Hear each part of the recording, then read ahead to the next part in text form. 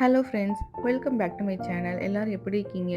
இன்றைக்கி தீபாவளிக்கு என்னோடய ஹஸ்பண்ட் குலாப் ஜாமுன் செஞ்சார். வாங்க அதை நம்ம எப்படி செஞ்சாருன்னு பார்க்கலாம்.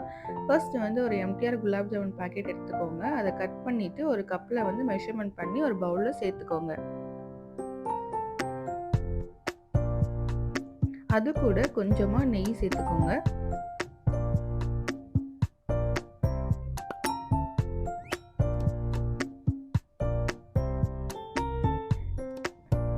இப்போ கொஞ்சம் கொஞ்சமாக தண்ணியை சேர்த்து பிசைஞ்சிக்கோங்க. தண்ணி இல்லைன்னா பால் சேர்த்து கூட பிசைஞ்சிக்கலாம்.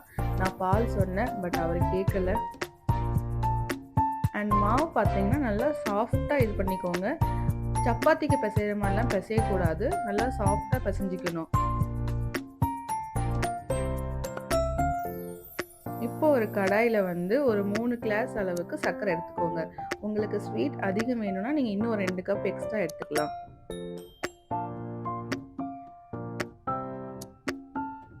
ஒரு 3 கப் சர்க்கரைக்கு ஒரு 3 கப் அளவுக்கு வாட்டர் எடுத்துக்கோங்க. அது கூட ஒரு 6லேருந்து 7 ஏலக்காய் சேர்த்துக்கோங்க. சுகர் சிரப் பார்த்தீங்கன்னா கொஞ்சம் திக்கான ஸ்டேஜில் வரும். அந்த ஸ்டேஜில் ஆஃப் பண்ணிடுங்க.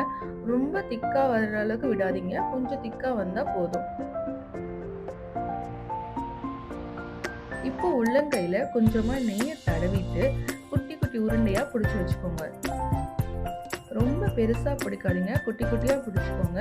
ஏன்னா அதை நம்ம எண்ணெயில் போட்டு ஃப்ரை பண்ணதுக்கு அப்புறமா சுகர் சிரப்பில் போடும்போது அது கொஞ்சம் பெருசாகும். இப்போ ஒரு கடாயில் எண்ணெய் எடுத்துக்கோங்க.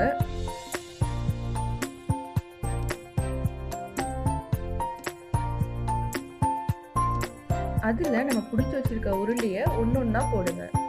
ஒரே டைம் எல்லாம் போடாதீங்க, ஏன்னா போட்டிங்கன்னா உடஞ்சிடும். ஒன்றா போடுங்க. போட்டு ஒரு கோல்டன் ப்ரௌன் கலரில் வர அளவுக்கு ஃப்ரை பண்ணுங்க. ஃபர்ஸ்ட் அது தனியாக ஒரு பிளேட்டில் வச்சுக்கோங்க. அதுக்கப்புறமா நீங்கள் சுகர் சிரப்பில் போடுங்க. எடுத்தோடனே போட்டிங்கன்னா உடஞ்சிடும். அதனால் ஃபர்ஸ்ட்டு பிளேட்டில் வச்சுட்டு அதுக்கப்புறமா சுகர் சிரப்பில் போடுங்க.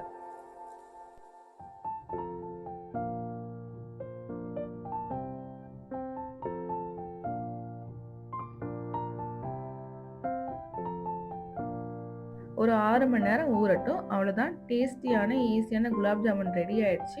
இந்த ரெசிபி எப்படி இருக்குங்கிறத கமெண்ட் பாக்ஸில் கமெண்ட் பண்ணுங்கள். நீங்கள் தீபாவளிக்கு என்ன பண்ணீங்கிறத கமெண்ட் பண்ணுங்கள்.